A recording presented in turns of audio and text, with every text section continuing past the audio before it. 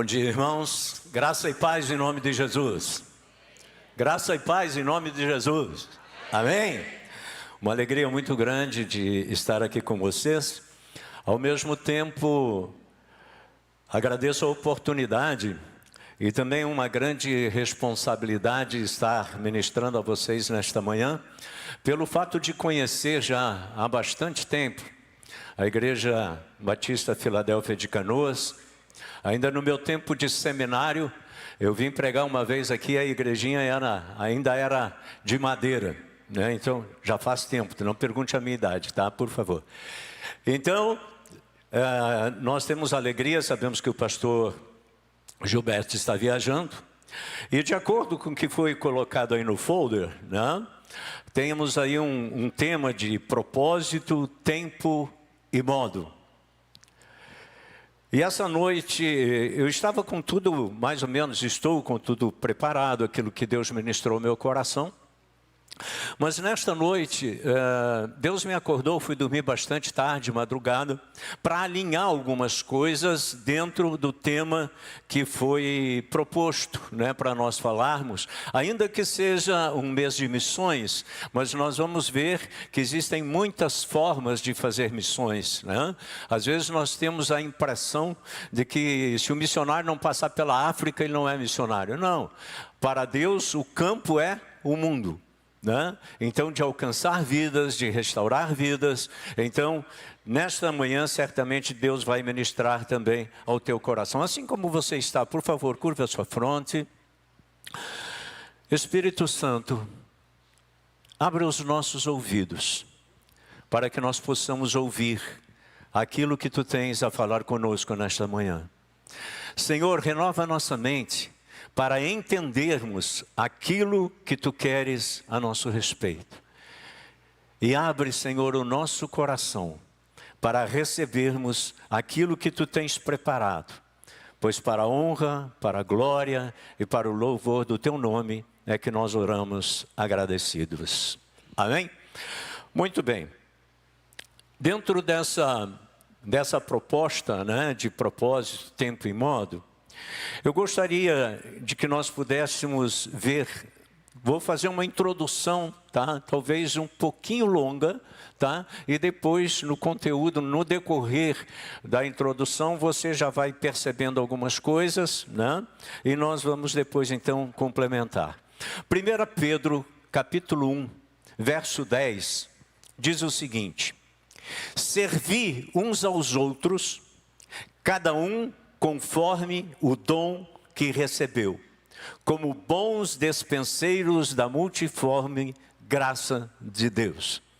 Então veja que a palavra de Deus nos fala que nos foi concedido um dom por Deus, através do Espírito Santo. Então, se você acha que muitas vezes você não tem dom nenhum, não é verdade. A partir do momento em que você recebeu a Cristo, você recebe da parte de Deus um dom. Amém? Ok. O que é um dom? Dom é uma habilidade especial, um presente especial que o Espírito Santo concede para a edificação da igreja, para o nosso crescimento e também para que o nome do Senhor seja glorificado. A aquisição que Deus nos dá, esse dom que Deus nos dá, não é para glorificar a nós mesmos, mas sim para estar a serviço de Deus, para o propósito que Ele tem.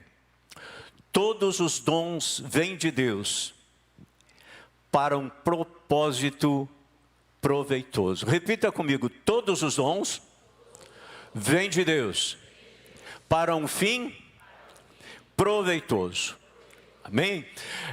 Eu queria mencionar algumas coisas, porque nem sempre. Quantos talvez de vocês um dia já receberam uma palavra, numa conversa, numa hora de oração, quem sabe até numa palavra profética, onde Deus então, onde a pessoa diz assim: Deus tem um propósito na tua vida. Deus tem um propósito, só que você fica imaginando propósito. Que propósito é esse? Eu não tenho nada em mente, não tenho nada em mente. o que acontece? Eu vou trazer rapidamente, alguns personagens bíblicos, para nós entendermos um pouquinho a questão de dom e de propósito.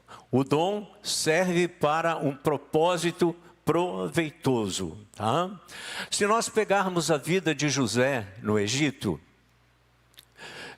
vocês já devem saber da história, mas dentro do assunto que nós estamos tratando, eu quero falar com vocês. Lá nos seus 13 anos, bem na sua adolescência, ele começa a ter sonhos. Tem dois sonhos muito significativos, sonhos proféticos. Ou seja, ele consegue visualizar, ele consegue ver, ele consegue sonhar, né? Os irmãos, através dos feixes que eles haviam recolhido, os irmãos se dobrando na presença dele. Mais adiante ele vê pai e irmão se dobrando na presença dele. E aquilo, naquele momento, não faz sentido, porque é algo muito, ainda insignificante para eles na sua idade de 13 anos. E os seus irmãos então o tratam de José, o sonhador. Ou seja, daqui a pouco os irmãos estavam reunidos, ele vem chegando, olha, vem o nosso irmão sonhador, pegam e o jogam numa cisterna, porque eles tinham ódio do irmão. Então, jogam numa cisterna e os próprios irmãos, depois, vendo uma caravana de ismaelitas passando, pegam o irmão e vendem. Pegam o irmão e vendem. Ele vai parar na casa de um egípcio. Ele vai parar no meio de uma nação pagã. Certo? Vai parar no meio de uma nação pagã. E lá, ele então vai trabalhar na casa de Potifar. Se torna um mordomo, ele administra tudo lá, ele aprende realmente a questão de administrar. Acontece um problema, e daqui a pouco ele vai parar numa prisão. Na prisão ele é bem sucedido porque o Senhor era com ele. Nessa prisão, duas pessoas sonham, e ele faz a interpretação dos sonhos. O que eu estou querendo trazer aos irmãos é que lá aos 13 anos, Deus começa a dar um dom para ele. O dom dos sonhos, o dom das interpretações, certo? Então, o que acontece, né? Ele lá, o copeiro e o padeiro têm o sonho e ele revela, e o sonho se cumpre quando esses dois são levados à presença de Faraó. Nessas alturas, Faraó tem um sonho que ninguém sabe interpretar. Quem chamam? José. Por quê? Porque ele tem um dom de interpretação. Veja que daqui a pouco José então começa a relatar o sonho. E aí vem o dom da palavra do conhecimento, de prever coisas futuras, Deus mostrando coisas futuras, quando ele interpreta o sonho das 7 vacas magras, gordas, as espigas de milho, e aquilo tudo. Tá? Ou seja, ele é constituído, por causa da interpretação, ele é constituído primeiro-ministro do Egito. Sua posição estava apenas abaixo de Faraó. Ou seja, aquele menino sai de uma cisterna. Cisterna é um poço que se faz no deserto para poder juntar água. Aquele menino sai de um poço, de uma cisterna, acaba na casa de Potifar, acaba na prisão e finalmente ele acaba onde? Sentado na cadeira de primeiro-ministro do Egito. Ou seja, e ali vem o propósito de Deus para esse dom. Qual era o propósito? De preservar a humanidade, preservar a sua própria família, dentro daquilo que Deus havia. Ali se cumpre o propósito através do dom. Muitas vezes nós não entendemos qual o propósito de Deus na minha vida. Nós temos as nossas atividades normais, trabalho, estudo, família, lazer, filhos, e queremos servir a Deus, e servimos a Deus. Só que muitas vezes, diante de tantas atividades, nós não descobrimos qual o nosso dom. para que esse dom vai nos levar a um propósito, ao propósito que Deus tem estabelecido, né? Então, depois, veja que inclusive, né, Faraó dá o nome de Zafenate Paneia para José, e isso quer dizer descobrir as coisas ocultas, intérprete de mistérios. Moisés, vou passar rapidamente, tá? Moisés passou 40 anos no Egito, mata um egípcio, vai e passa 40 anos lá com a família, e daqui a pouco Deus o chama para tirar o povo do Egito. Ok, Deus chamou, naquele encontro lá no Monte Horebe, e Deus pergunta para ele, o que você tem nas mãos? Ele olha e diz, eu tenho um bordão. Eu tenho um cajado, ou seja, um pedaço de pau, né? Uma coisa inanimada, uma coisa muitas vezes sem serventia. E Deus olha e diz assim, joga esse bordão no chão. Eu quero que você guarde bem essa palavra. O que você tem nas mãos? O que você tem nas mãos? E ele então pega e joga aquele cajado e ele se transforma numa cobra. Aí Deus manda, pega novamente pelo rabo da cobra, ele pega e a cobra se transforma novamente num bordão. O que você tem nas mãos, Moisés? Para muitos parece nada, mas quando cai na mão de Deus, é poderoso para fazer infinitamente mais do que nós pedimos ou do que nós pensamos. E ele então vai com aquele cajado, e veja que chega um momento em que aquele bordão não é mais o bordão de Moisés. Se você ler as escrituras, você vai ver que aquele é o bordão de Deus. Ou seja, o bordão de Deus, porque o dom é Deus quem dá. Então, aquele bordão que estava na mão de Moisés, agora é o bordão de Deus, é o dom de Deus que concedeu a ele. Bordão de autoridade e bordão de poder. E por isso ele vai então para o Egito. E lá ele faz sinais, prodígios e maravilhas. Aquele era o dom dele. Era o dom de exercer autoridade, era o dom de exercer poder. Vamos mais adiante. Davi.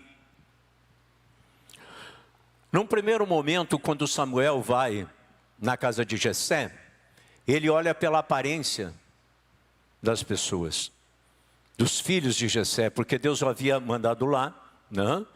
E é interessante que tem um versículo que fala assim, ó, me provi de um rei.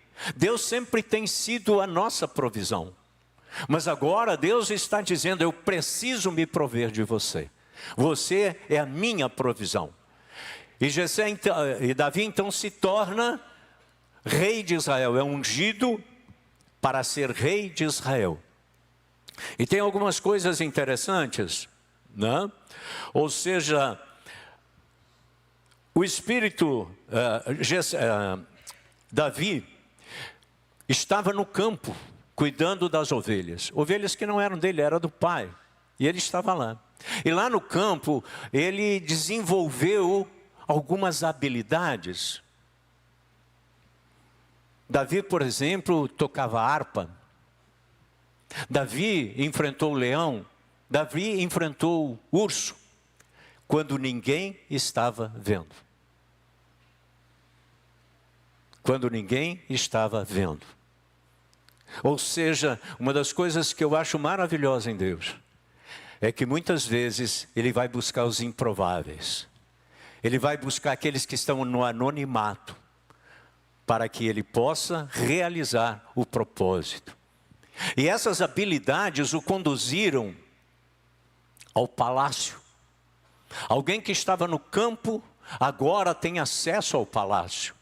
Quando Saul é atacado por espíritos malignos, alguém diz, olha, eu conheço alguém que toca bem, é forte, é valente, é sisudo, e certamente, se ele vier e tocar a harpa, esse espírito imundo que te acomete vai ser retirado. Então manda chamar ele. Ou seja, Davi então é transportado para o palácio. José saiu da cisterna para ir para a corte de Faraó. Davi sai do campo e entra no palácio real. E ali então, ele toca harpa. O que era? Um dom que Deus havia dado para ele. Um dom. Deus sempre prepara um dom para atingir um propósito. O propósito não cai do céu assim, olha, tem um propósito na tua vida.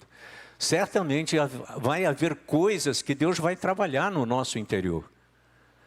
Deus vai trabalhar conosco. E as oportunidades é Ele quem abre.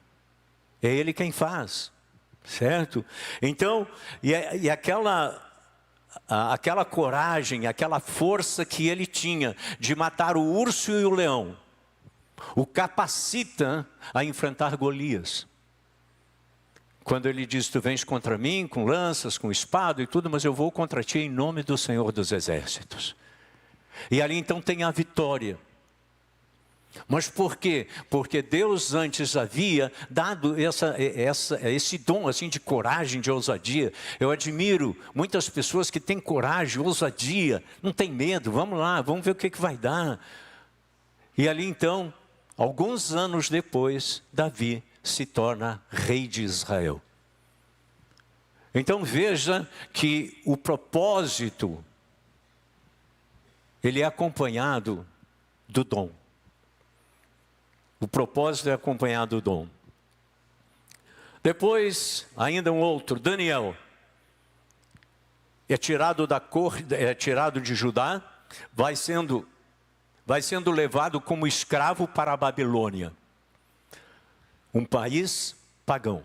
O que eu quero dizer, irmãos? É que muitas vezes nós achamos que nós somos bênção aqui no nosso meio. Que bênção, graças a Deus por isso.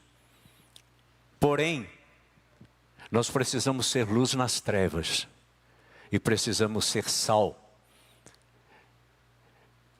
Então, esse dom que Deus te dá, você vai descobrir que existe um campo missionário muito amplo e ele está lá fora. Se vamos falar sobre missões, né, pelo menos dar uma pequena parte, o campo para Deus é o mundo. Então, ele vai lá. E diz a palavra, tá? Lá em Daniel 1,17, que Deus levou ele para a Babilônia, permitiu que Nabucodonosor levasse, mas tinha dado para ele um dom especial. Tinha dado para ele a inteligência para interpretar todo tipo de sonhos e de visões. Algo dado por Deus. O dom é dado por Deus. Que nem lemos no início, certo? E chegando lá, ele foi tremendamente usado com aquele dom de interpretação, né, de sonhos de Nabucodonosor. Ou seja, ali estava o propósito, porque Deus tinha dado tudo isso, sabendo que chegaria o momento em que o propósito começaria a se cumprir. Aí você pode me perguntar assim, pastor, como é que a gente descobre esse dom? Quando eu me converti, foi no milênio passado.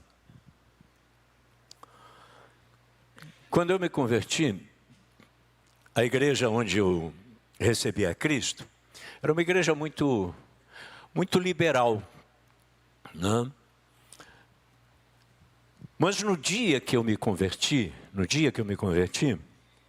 Deus me deu uma palavra através do missionário que me evangelizou naquela noite. Gostaria de contar o meu testemunho, mas não haverá tempo. Mas, naquela noite, eu senti algo que eu nunca tinha sentido quando recebi a Cristo, que uma paz tinha invadido o meu coração, paz que eu nunca tinha experimentado. Aí, quando eu estava saindo porta da igreja, 11 horas da noite, 11h30 por aí, a pessoa que me atendeu e olhou para mim e disse assim, Deus tem um plano na tua vida. Ou seja, Deus tem um propósito na tua vida. Eu saí, aquilo ali entrou de tal forma no meu coração. Olha, irmãos, eu nunca tinha, vamos dizer assim, recebido a Cristo. Eu tinha visitado a igreja lá algumas vezes, mas nada que me impressionasse. Até esse dia. E não foi num culto que nem esse. Foi numa noite, 10h30 da noite, a igreja fechada em plena segunda-feira, certo? Deus abriu a porta, eu entrei, recebi a Cristo, numa ansiedade muito grande, eu tinha síndrome de pânico, e naquela noite seria a noite da minha morte, e lá eu encontrei a vida. Lá eu encontrei a vida, encontrei Jesus, ou Jesus me encontrou. E aquele, quando eu saía, na época eu era noivo, eu disse para minha noiva, eu cheguei aqui tão ansioso, tão inquieto, tão agitado, e agora eu estou numa paz muito grande. E Deus dizendo que tem um plano com a minha vida. Que Deus tem um propósito com a minha vida. Ok, passou o tempo, eu fui frequentando a igreja, e eu não sabia qual era esse propósito. Então, o que aconteceu? O pastor da igreja lá, o missionário, disse assim, olha, você vai ser... Olha, eu tinha pouco tempo de convertido. Tá? E o pastor olha para mim e disse assim, você vai ser diretor de artes. Eu digo, uau, estou com tudo. Não? Um diretor de artes. Parece que não tem nada a ver com o dom que Deus me deu. Mas sempre que há uma oportunidade, você sempre vai aprender alguma coisa. E lá eu aprendi o que era um acróstico, aprendi o que era um jogral. Não? Então, aí o pastor disse, prepara uma peça para ser apresentada na Páscoa. Eu digo, ok, o que o senhor quer? Eu quero que tu fale sobre o filho da viúva de Naim. Né? Ou seja, qual era a representação? Ia uma multidão daqui, com o filho morto, a mulher chorando, e vinha uma multidão de lá, com Jesus. Então, era o encontro da morte com a vida. Eu digo, ok, vamos lá. Irmãos, quando começou a peça, eu não sabia se nós chorávamos ou se nós ríamos. Principalmente o morto. Vocês imaginam, né? O cara morto, estaqueado ali, aquele burburinho todo, né? E ele então, ele mais ria, né? E a gente fazia que estava chorando para dar um disfarce no meio da plateia, né? Bom, essa foi a minha primeira experiência. Terminada a peça, fui demitido. Fui demitido. Terminada a peça, eu fui demitido. Disse, olha, a partir de agora e tal, né? Acho que não vai dar. Ok. Aí, o pastor me convidou para fazer parte de um grupo de evangelismo. Digo, estou dentro, vamos lá. Então a gente saía, um grupo de irmãos, e um tocava violão e a gente cantava. Chegava na casa, cantava, orava, aquele negócio todo, né? E aí um dia, o pastor falou para mim, disse assim, Cid, disse assim, olha, tem um pastor aqui, que ele vai fazer uma avaliação das vozes que cantam nesse grupo. Tá? Então ele vai examinar um por um. Tá? E tu és uma das pessoas, vai ter tal horário, o pastor vai estar aqui para te avaliar. Eu digo, tudo bem. Aí o pastor chegou, disse, vamos cantar tal cântico. Ok. Disse assim, agora, põe a mão no ouvido e ouve a tua voz. Eu quero que tu ouças a tua voz. Aí eu botei a mão, comecei a cantar. Eu digo, não, que coisa terrível. Eu ouvindo a minha voz, digo, que coisa terrível. Né? Eu digo, não é isso. Né? Não é isso. Então eu fui descobrindo nessas tentativas todas que para diretor de arte eu não dava. Para cantar, muito menos. Né? Mas aí me deram uma oportunidade de eu poder fazer a minha primeira pregação, numa tarde da juventude, né? A minha primeira pregação.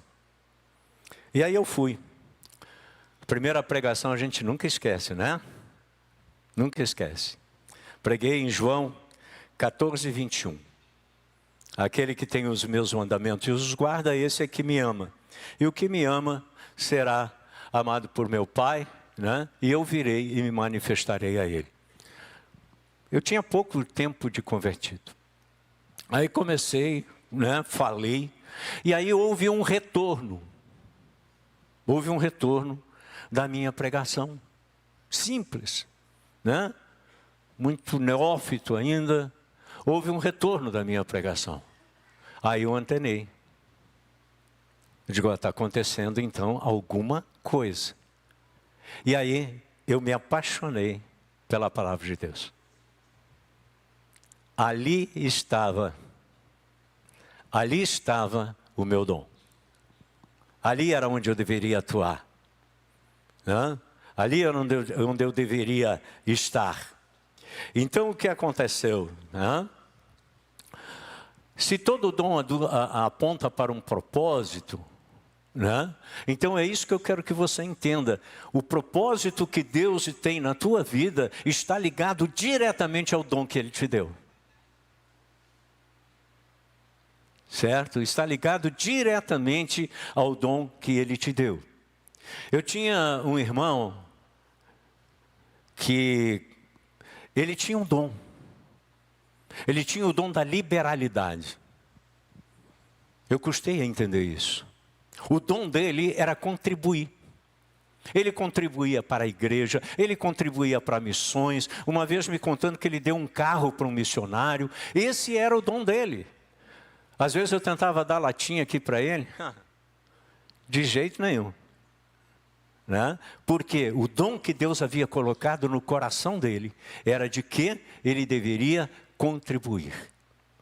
E nós temos que, muitas vezes eu aprendi com ele a respeitar o dom do outro.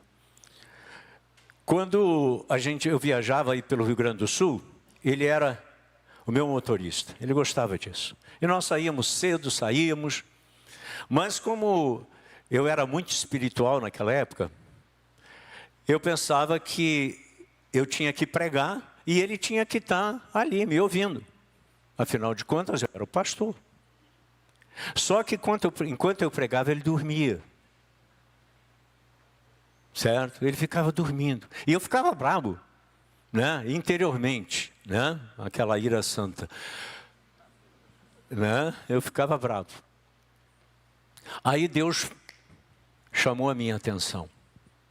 Disse assim, enquanto tu trabalha, enquanto tu descansa, ele trabalha. Ou seja, ele me conduzia no carro e eu ia do lado descansando. Agora, enquanto tu trabalha, ele precisa descansar. Por quê? Porque o dom dele não era... Às vezes a gente pensa que o dom da gente tem que ser super espiritual. Às vezes a gente pensa que o dom da gente é trabalhar na igreja, é ter um chamado missionário, um chamado pastoral. Não. Nós vamos ver isso um pouquinho adiante. Eu tenho um irmão lá na igreja que sabe qual é o campo de atuação, sabe qual é o dom dele? É ser professor. E ele entende perfeitamente disso. E ele tem uma classe específica de trabalhar. Deus deu um dom maravilhoso para ele trabalhar com adolescentes na escola. A escola é um campo missionário. Outro campo que eu acho fantástico, é justamente a questão da saúde, a área da saúde. Nunca se viu tantas vidas ali, muitas vezes precisando de ajuda, vulnerável, fragilizados, tanto essa pessoa como a família, e nós como igreja estarmos dentro desse campo missionário, que não faz parte da igreja aqui do templo, é lá. É lá o propósito de Deus. Eu tenho uma filha que é psicóloga, e ela disse, pai, eu entendi uma coisa, o meu dom, o que Deus vai usar como ferramenta através da minha vida é a psicologia. E ela está ajudando muitas pessoas. Então o que eu quero é ampliar um pouco mais. Isso aqui foi que Deus ministrou essa noite para mim. Tá? Quando eu ia falar direto no propósito, e Deus começou a trabalhar comigo, dizer, olha, não há propósito se não houver dom.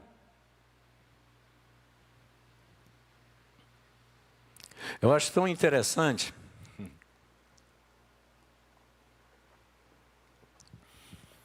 Lá no prédio onde eu moro, tem uma portaria central.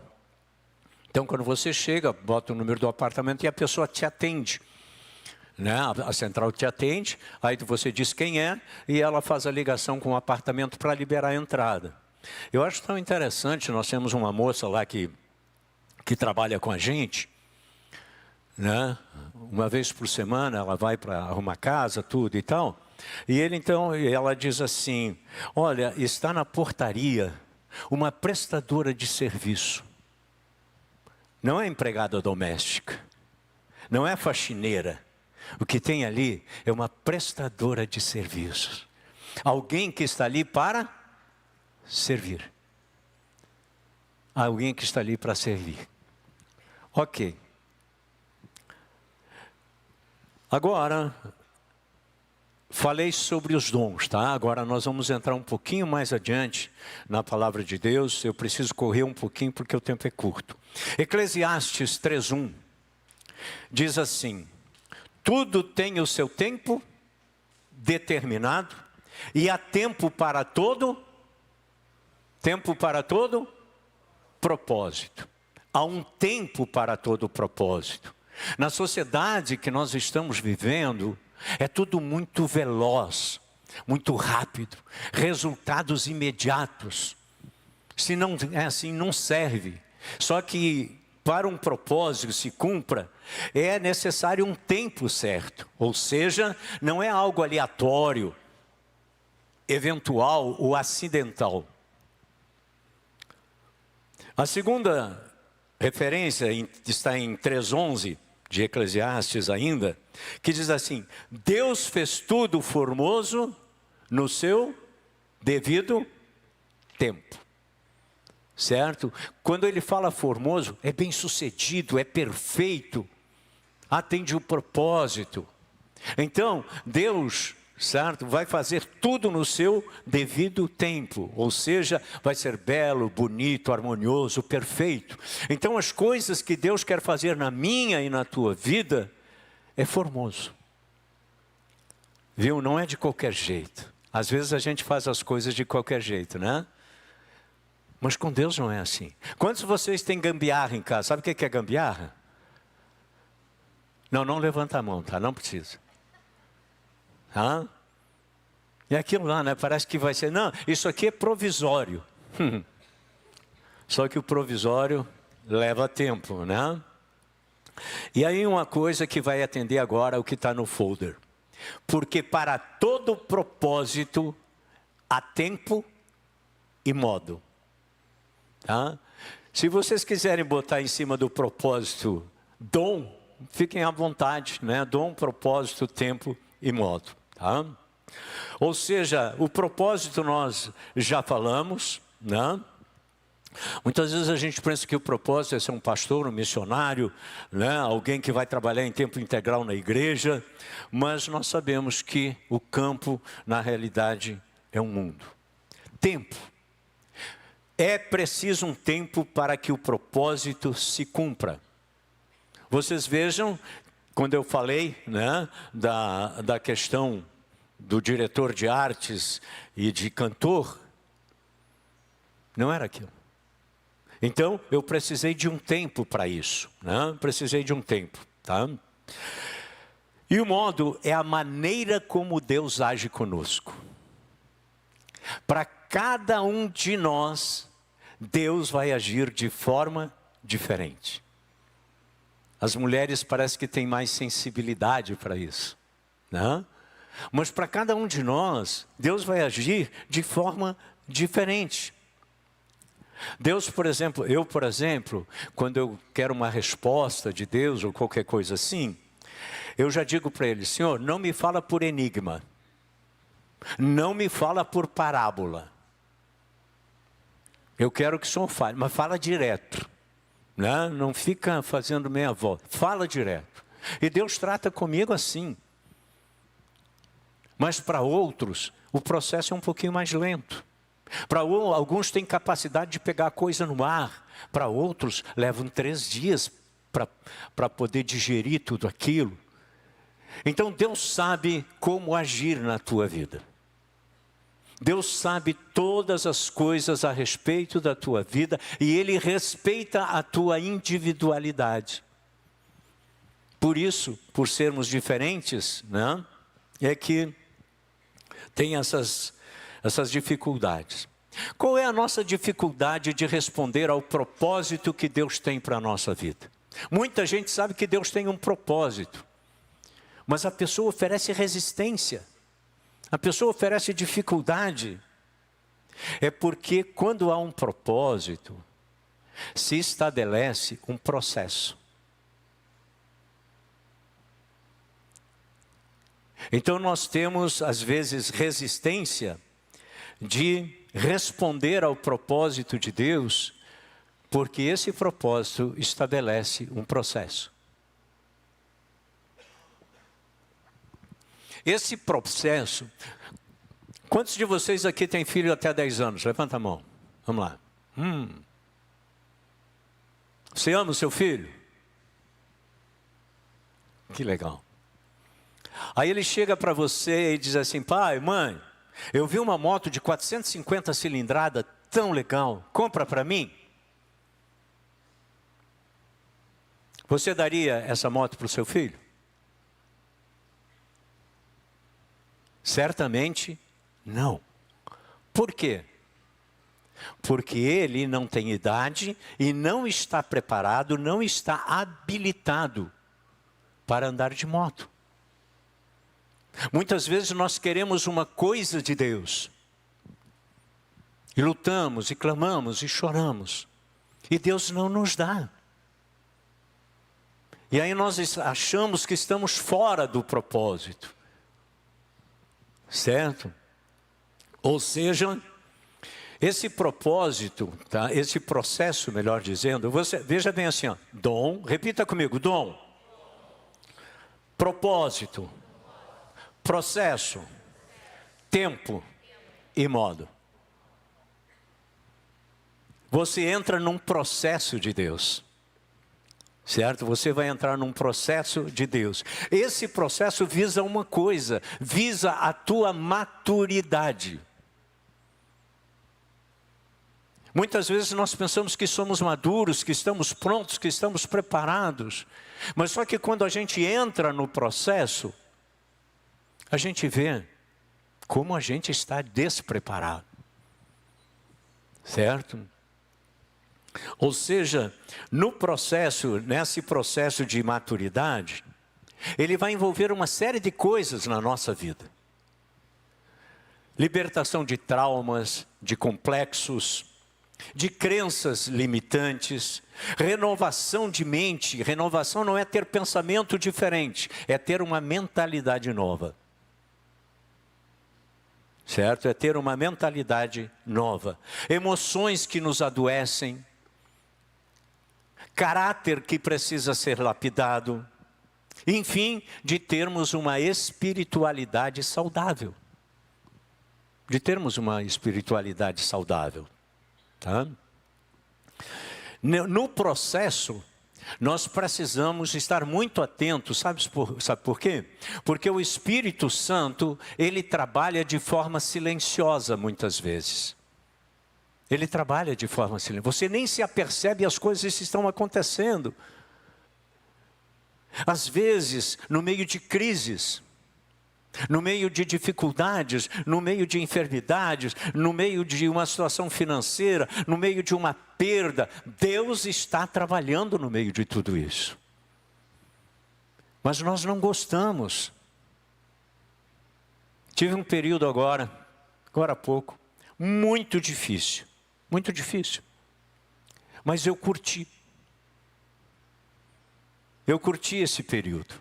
Porque eu pude entender que há um propósito de Deus nisso tudo. Então isso nós precisamos trabalhar dentro de nós, tá? Os processos silenciosos do Espírito Santo. Isaías 40:31, ele nos dá alguns sinalizadores, tá? Desse processo. Diz lá: mas os que esperam no Senhor renovam as suas forças, sobem, voam como águia, correm e não se cansam, caminham e não se fatigam. Tá? Então aí há três coisas: você caminha, você corre e você voa. Caminhar, correr e voar. Na minha vida cristã, ministerial, eu já caminhei, eu já corri e eu já voei. Mas agora, tendo em vista a idade, eu sei que eu já não posso mais correr e não posso mais voar. Então o que sobra para mim? Caminhar. Mas só com uma diferença. Essa é a questão, muitas vezes, irmãos, da maturidade. Certo? Hoje eu caminho, mas com a experiência de quem já correu e de quem já voa. E com isso, eu posso ajudar muitas pessoas. A gente, só por causa da idade, não se torna infrutífero. A Bíblia diz que mesmo depois de velhos darão frutos, né? Frutificarão. Tá?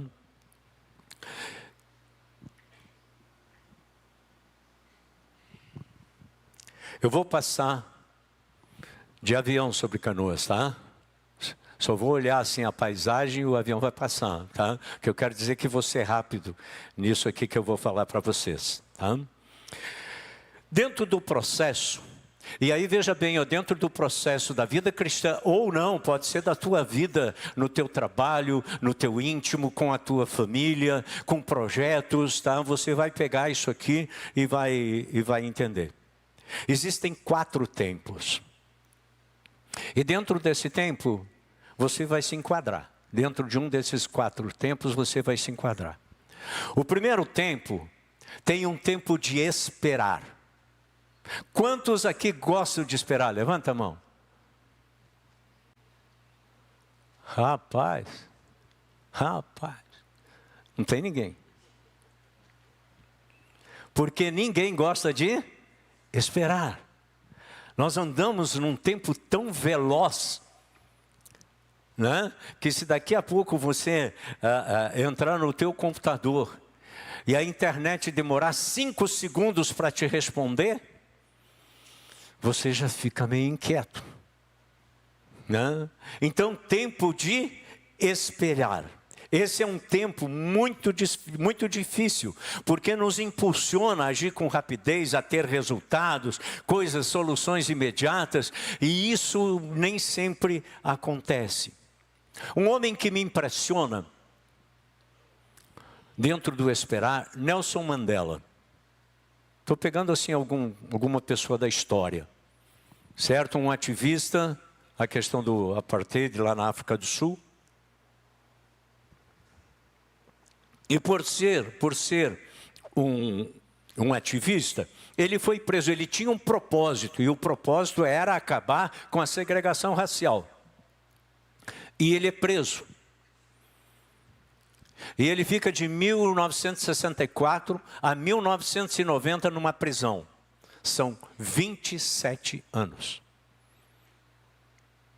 E ele não desiste nesses 27 anos, não desiste do seu propósito. Se fosse eu acho que no 3º ano eu já estava assim, não deu mais nada, estou perdido, vou largar tudo de mão. Ou seja, ele fica todo esse tempo, tá? E aí ele sai da prisão em 90, E em 1994, ele se torna o presidente da África do Sul. E ali ele começa, então, o seu propósito começa a ser atingido. Você ficaria 27 anos esperando? Difícil, né? Muito difícil. Não? Eu lembro quando eu estava no seminário, os pastores que ministravam para a gente, sempre diziam assim para a gente, não, tem muitas igrejas, muitas cidades que estão precisando de pessoas, e precisando de pastores, né? E aquilo foi entrando, né, na nossa vida, de que quando nós saíssemos do seminário, né, então eu tinha a seguinte expectativa, veja bem o que é, a seguinte expectativa, agora que vai terminar o seminário, vai chover convite para eu assumir uma igreja. Hã? Aí, 6 meses antes de eu terminar o seminário, um vazio interior. E convite? Nada. O meu propósito não estava sendo correspondido. Mas lá pelas tantas, eu recebo uma carta de uma igreja. Me convidando, uma igreja do interior, me convidando para ser pastor. Eu digo, estou com tudo, é isso aí. Era isso que eu queria. Eu ia mandando, dizendo tudo que iam oferecendo, tudo e tal, né? Eu digo, é isso aí. Mas eu fiz que nem Ezequias, peguei a carta e mostrei para Deus. Digo, Senhor, olha aqui, ó, estou feito na vida. O que o senhor acha? Deus me disse, não é a hora. Você já ficou bravo com Deus? Irritado? Eu já. Fiquei. Senhor, né, falando para Deus assim, Senhor, eu fiz 4 anos de seminário para Ti. Eu podia ter cursado uma faculdade. Fiz 4 anos. Fiz isso para Ti e agora Tu me faz um negócio desse? E Deus falou assim ao meu coração. Disse, realmente, Tu te preparaste para mim. Agora, eu vou te preparar para mim. Sabe quando Deus fala assim para a gente? Eu vou te preparar. Entre a palavra que eu tinha recebido de um plano, que Deus tinha um plano, um propósito, até esse propósito chegar no ponto, sabe quantos anos passaram? 18. 18 anos. Muito bem. No Salmo 41 diz, esperei com paciência pelo Senhor, Ele se inclinou para mim e me ouviu quando eu clamei por socorro. E no Salmo 27:14 diz, espera pelo Senhor, tem bom ânimo, fortifique-se o teu coração, espera pois pelo Senhor. O que você está esperando há quanto tempo? Qual é a qualidade ou a virtude que eu preciso para enfrentar o tempo de esperar? Me ajudem.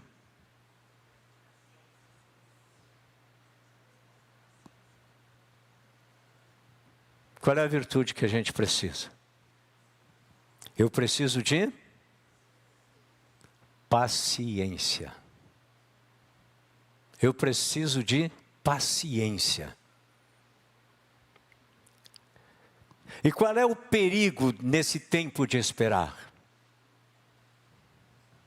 Desanimar. Desanimar, certo? Por isso lá no Salmo 27:14 diz, espera pelo Senhor e tem bom ânimo, porque a tendência é de desanimar. E aí quando a gente fala, irmãos, de esperar, não é a habilidade de aguardar as coisas, mas é como eu me comporto enquanto eu aguardo.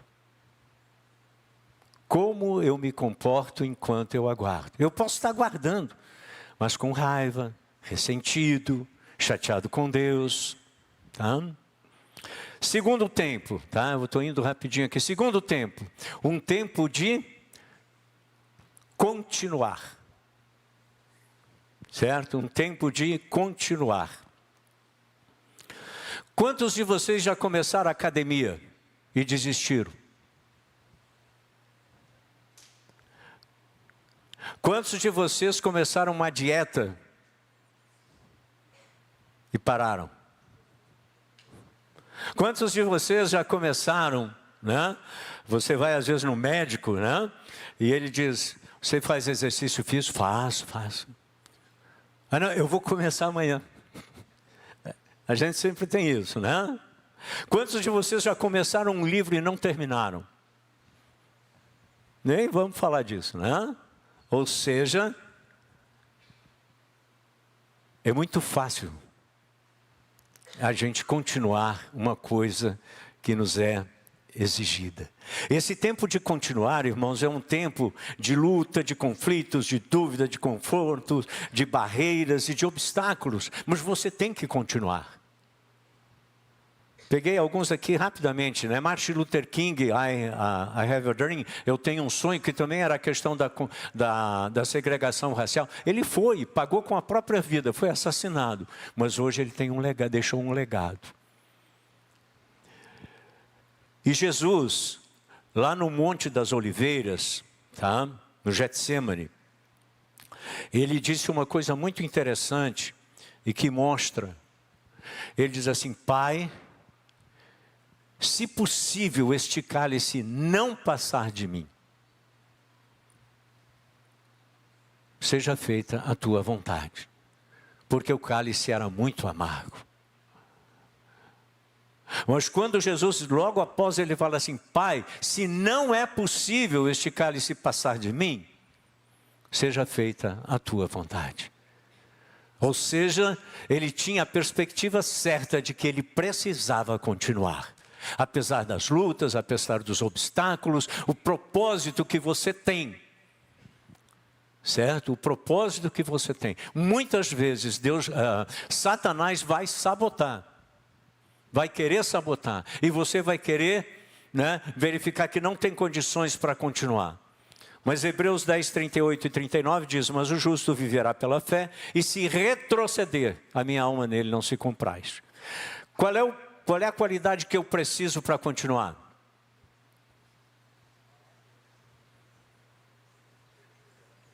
Eu preciso de perseverança. Eu preciso de perseverança. Tá?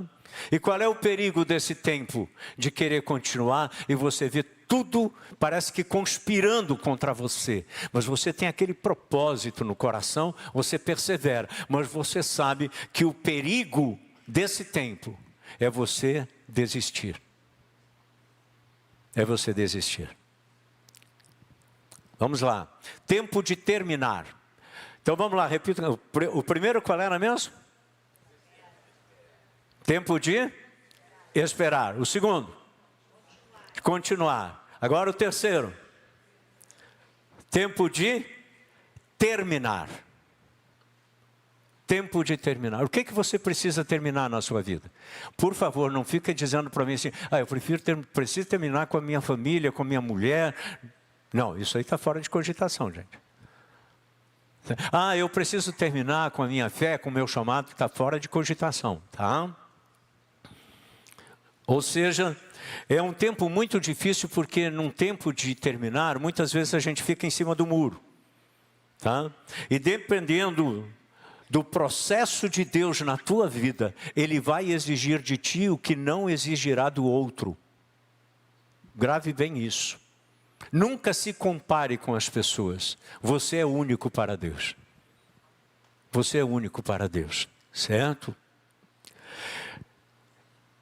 Dentro dessa Bíblia que eu tenho aqui do discipulado, tem algumas experiências bem bacanas, que ele conta, o David Cornfield.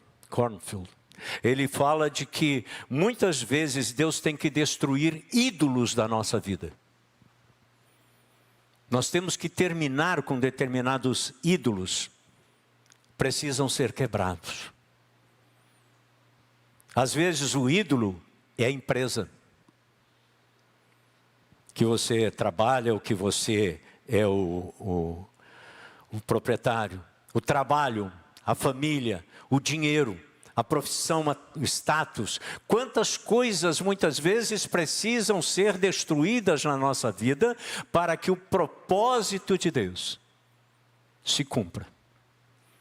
Tinha um irmão lá na igreja que ele trabalhava numa grande empresa e durante 19 anos ele trabalhou, até que um dia chamaram ele e disseram assim, olha, nós estamos dispensando você.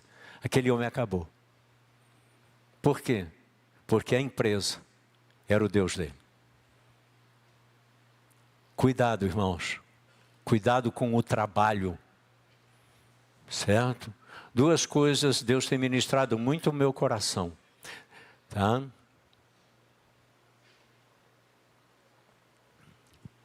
Não acumule. E desapega. Não acumule. Desapega dessas coisas. Já estou indo para o fim? Qual é a qualidade que precisa para continuar nesse tempo? Esse é um tempo de renúncia. Esse é um tempo de renúncia. Nós temos uma ideia de renúncia. A nossa ideia de renúncia, tá, é que nós vamos perder tudo. Essa é a nossa ideia de renunciar, é perda. Na realidade, renunciar é colocar à disposição. Você não vai perder a posse, mas simplesmente vai colocar à disposição daquilo que Deus quer fazer. Tá? Qual é a qualidade que precisa para continuar? Tempo de terminar é renunciar. O perigo desse tempo é que a gente fica procrastinando.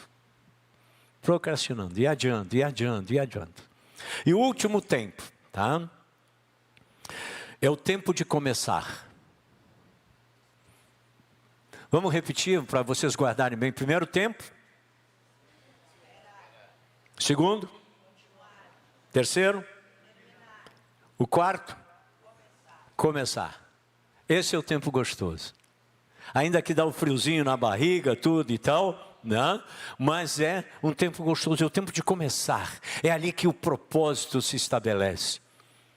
Quem já viu a história de Amir Klink, o navegador solitário? Ele tinha um sonho de atravessar o Oceano Atlântico com um barco, em 1984 isso, com um barco a remo.